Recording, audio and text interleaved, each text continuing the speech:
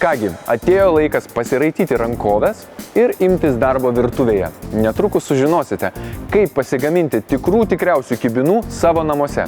Jūsų jau laukia rubrika Gaminame vaikams ir jos svečias. Rubrika remia Kauno Grūdų įmonių grupė. Nuo lauko iki stalo. Ar pamenate laikus, kai kibinų važiuodavome valgyti į Trakus ir tik ten juos galėdavome rasti? Šiandien kibinus gaminsime namų virtuvėje. Štai čia pas mus rubrikoje Gaminame vaikams. Ta proga noriu Jums pristatyti senosios karališkosios kibininės virtuvės šefę, ponę Veroniką, kuri mums ir pagamins, o aš stengsiuosi padėti kibinų gamyboje. Labą dieną. Prašau, pasakykite, kokių ingredientų mums reikės šios dienos patiekalui. Visų pirma, mums reikės miltų. Imsime apie kilogramą miltų, 300 gramų sviesto, 3 kiaušiniai,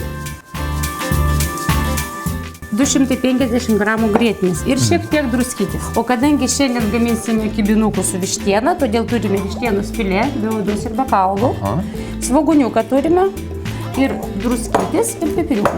Labai paprastai. Dar šiek tiek įdėsime sviestukų, kad įdaras būtų sultingesnis. Taigi, nuo ko pradėsim? Pradėsime nuo tešlos.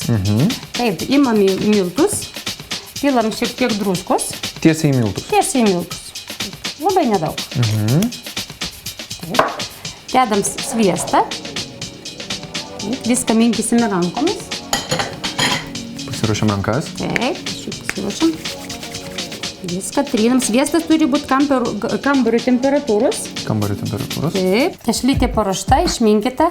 Dabar ją dėsime valandėlį į šaldytuvą. Kad kibinai gautųsi kokybiški. Kad tešlytė pulsėtų, tešlytė atvėstų. Na, o kol tešla stingsta šaldytuve, mes pasigaminsime įdarą iš vištienos, svogūnų, druskos ir pipirų. Taip. Dar minėjom, kad įdėsim šiek tiek sviestuko. Šiek tiek sviestuko, teisingai. Taip, imam vištieną ir supjaustum ją kubeliais. Išduosiu savo paslaptį. Išduokite. Tik niekam nesakykit. Tik niekam nesakykit. Kad dedam dar čia kulšelį mėsos, vištienos kulšelį mėsos. Taip.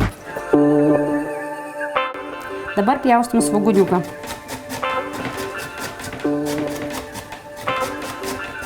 Štai rankose laikome pagrindinius skonio gaminimo įrankius. Ir reikėtų pasukti pipiriukų. Ir druskyti, šiek tiek pipiriukų. Nedaug, ar ne? Nedaug. Kelis. Nebūtų iki naštos vietūžins. Pagardinam sviestuką ir išmaišam.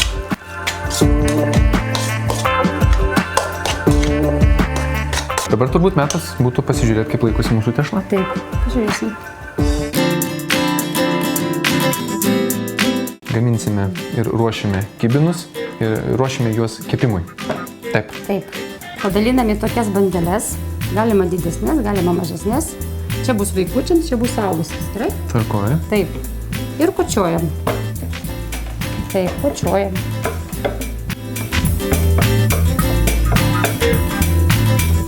Kočiojam visą stalą bandelėm.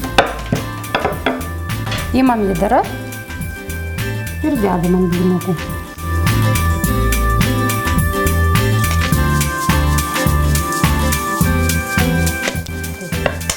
Dabar galim daryti kartu. Sulinkim per pusę. Sulinkim. Kraštelis arčiau savęs šiek tiek žemiau. Žiūrėkit mane. Taip. Taip, arčiau savęs kraštelis šiek tiek žemiau. Arčiau savęs kraštelis žemiau. Taip, šitas kraštelis turi būti šiek tiek žemiau. Taip. Ir užspaudžiam. Stipriai. Gaunam pusmėnulį. Pusmėnulį. Ir sukam. Ir sukam. Matot, koks pirmas buvo? Čia vokūrus. Šaunu. Taip reikia, ne taip reikia, va taip, kaip aš. Taip. Taip. Taip patendam.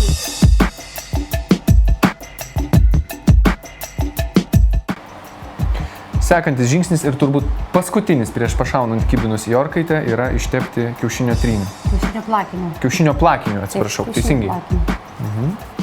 Ištepam gražiai. Kągi, šaunam į orkaitę. Kepsim 25 minutės 180 laipsnių temperatūroje.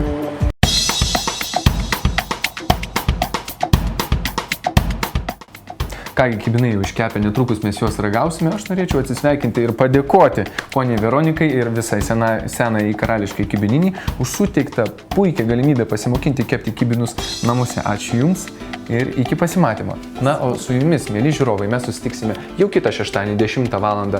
Per Lietuvos ryto televiziją laidoje Padėkime augti. Nepamirškite, kad visus šiuos nuostabius receptus jūs galite rasti mūsų laidos svetainėje www.padėkimeaugti.lt.